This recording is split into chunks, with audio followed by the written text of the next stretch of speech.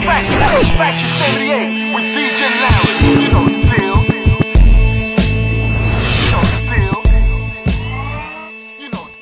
I'm back again. My name is DJ Lanre. Right here in the factory, I have two people up in here. But before I introduce them, I would like to say a big thank you to you all, especially for the people that make it possible in the factory, talking about the artists. And then not to forget DJ Jimmy Jari came through last time after the carnival.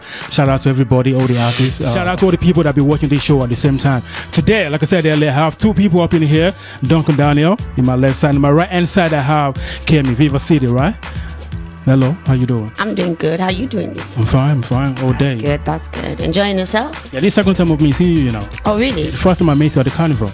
Carnival? This year's carnival? Yeah, this year's carnival. Oh, wow. Yeah, but we never met before, though. Oh, okay, but we've been seeing What happened? on Facebook. On Facebook. And on Facebook friends. Stuff. Nowadays, you don't have to actually meet in person to know somebody. You go to a club, it's like, yeah, I know you. You're my Facebook friend, man. Really. I mean, glad to see you today, man. Same here. I'm happy to be in the factory. It's to my left hand side. What's up, Duncan Daniels? Hello. It's Duncan Daniels, aka Mr. Showstopper, Duncan Schrock. It's good to be here in London, all the way from Boston, Massachusetts, with my man Lanre, you know, on the factory. That's what's up. Nice one. Kemi, what you been up to? Kemi's been working hard, taking Vivacity PR internationally, you know, the PR company for the models, for the artists, and for the corporate clients, as we do. You know, as usual, celebrating women in entertainment and art, you know, trying to take women that next level forward. Because like I said, you know, women, I don't see them being positioned in the same position as men. Because the first question is like, how many women have been to the factory? One, two, three, 4. Name them. We talk about that after the show. I see you couldn't name them. Are you sure it's been 4? And how many men have been to the factory? After the show. You see what I mean? People out there too, you know them, count them. Okay. I don't have to mention names, you know, because I don't mention names. I mention names. Okay, you know them, so leave your comments and let's see how many women have been through and how many men have been through. So basically, you know, this year we did the whole celebration of women in entertainment and arts thing, and we're trying to do it again next year. What's that all about? I mean, in general. It's about celebrating any woman that has made a contribution to the entertainment and arts industry. No, in entertainment and arts as well, you know, and it could be in any way. It could be by acting, being a comedian, being a musician, you know, a rapper, a singer, a dancer, or even actually being the PR company behind the whole thing, or even being, you know, the person that decorates the tables. It's all a contribution, and I see that, you know, women are not being appreciated for it. You do that as well, you know, decorate the table at the same time. Oh yeah, you know, I love all my entertainment brothers, of course, but it's not only women that dress the table. Yeah, but I just think that men are being given a better deal than women. That's my personal opinion, and I could be wrong, but then I just felt I want to dedicate myself to the cause of celebrating women. Daniel, is this men's world or women's world? Dude, I'm so scared right now, man. I don't even know what to say because like, I don't know what to say, man. Okay, people, you know what? I have Duncan Daniel up in here. He's a musician at R&B and he plays in Boston. Please tell us more about yourself, please. Yeah, my name is Duncan Daniels. I'm from Boston, Massachusetts. I'm Nigerian by origin. I'm an Igbo boy, you know what I'm saying? So, you know, I'm a music producer, I'm a sound engineer, I'm a singer-songwriter. You know, I'm right now I'm actually just finished my second album, which is due to be released in November this year. Video for the main single Like This featuring MI is due at the end of this month, you know, so we keep the ball rolling right now. Well, want to work with MI or work with MI? Well, like, you know, I was trying to look for Nigerian artists that I can actually, you know, that can gel really well with the international audience. And I think I was right because ever since I did the track, I put MI on it. You know, the track got on Swiss Beats Coast to Coast mixtape. It got circulation all over the states. You know, it's getting big airplay, massive airplay in the United States. I mean, talking about Swiss Beats, how did you get your stuff on this mixtape? I actually actually just submitted my stuff, you know, over, and you know, they loved it and they put it on there. And I mean, a lot of clubs, you know, they love it, they play it, you know, and MI was the right guy because he suited into, you know, his style just fit into, and everyone's like, who's that guy, who's that guy? I'm like, he's a Nigerian artist, you know, so that kind of like also blended the best of both worlds, you know, me over in the States, MI, you know, and now I'm trying to like get the Nigerian audience to really know more about Duncan Daniels, you know, who he is and, you know, what his music is all about.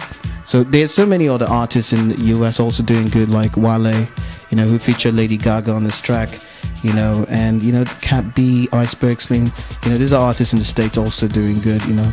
So I'm just, you know, I'm just new to the whole Nigerian, you know, music scene, and I'm trying to offer something different, something unique, something that, you know, you can listen to and you can say this is something different, but you still feel it, you know, and that's what I'm doing. Well, I'm feeling it, Duncan Daniel. Yeah, welcome to the Factory. In the studio here we may have Kemi Vivacity, I hope I'm right, and Duncan Daniel is all the way from Boston, but he's PH boy. I'm a PH boy, yeah, tell him all about that. Question mark. Question mark. Question mark. Question mark. All right, yeah, welcome back to Factory. My name is DJ Lanre. Kemi, what's happening? I'm good. How's it going? Vivacity. Yes, Vivacity. I used to say Vivacity. I know. I've had my company name been going in so many different ways. It's been called Vivacity. It's been called so many different names. No, it's, you have to remember Viva and City. So it's about I am the vivacious Vivacity, you know? Is that your surname? No, my surname is Ariola. Well, Ariola as it's put, you know. Vivacity is just being full of life. I'm full of beings, full of life. So Fashion designer as well, right? Yes, I do dabble in a bit do of it? fashion. Yes, I do. I love clothes. Unfortunately, my bedroom is a shrine to clothes. You know, yeah. So sometimes I just visualize what I want to wear and put a pencil to paper and, you know, give it to my designer and she hooks it up. What should be expecting from you right now? Any show coming up? Yes. Well, I'm working on so many projects at the moment.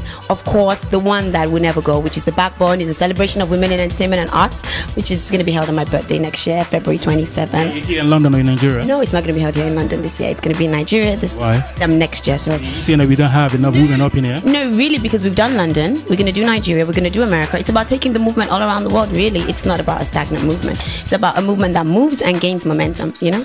And that's what it's all about, yeah. Thank you about your album. You also work with Mode 9 at the same time. So how did you get him on the on your album? Mode 9 is a long-time friend of mine. I actually did some work on Mode 9's album, his tour, the project that he had. And, you know, we already had that connection. So I already, like, way back had Mode 9 record his verse on this track called To The Top on my album. It's one of my favorite tracks on the album, you know, which talks about, you know, you as you know, you doing what you're doing and keeping at it and not giving up and, you know, getting to the top. And it's a very dear song to me. It's very true. Like I said before on the radio show, my album is like true life. Like every single thing on that album is like real. Everything happened and it's meant to like apply to your own life. You know, everyone's going to find something that applies to himself on that album, and every track is going to be the best track for someone, you know. So like you keep listening to the tracks, track after track, and you know you just can't stop, because I produce all the tracks on my album so they can appreciate that. They can, you know, the learned people out there who can really appreciate that, and I'm happy about that, and that's what I'm doing, you know. Yeah, Kemi? Yeah, I would say, like, I must say, music in Nigeria is produced for the masses. It's the masses that are going to buy your album, or it's the masses that are going to rate you, whether you're going to get into the top 10 or not. So basically, it's what they want to listen to that you have to give to them. So it's not even about the Alaba boys dictating it. The Alaba boys are just basically conveying what the masses are saying to them. Because, you know, from what we've witnessed over the last few years that, you know, the Nigerian music industry has evolved, there's been some kind of tracks which I'm loving, and a few people around the world are loving as well, but people in Nigeria are not loving it because it just doesn't do it for them. It doesn't rock them, if you know what I mean. So they're not going to rock the track as well. So it's just a case of like, if you can find that kind of beat, and all beats are, they may have a bit of similarity, but there is, you know, there's a whole wide range of stuff going on in Nigeria.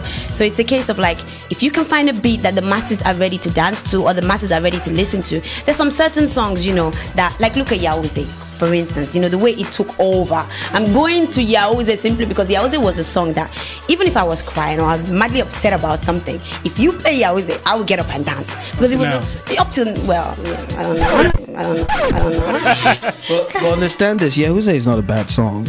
If you understand the concept of the song is, it has a concept. It has a concept, meaning the Yahweh, you know, thing, you know.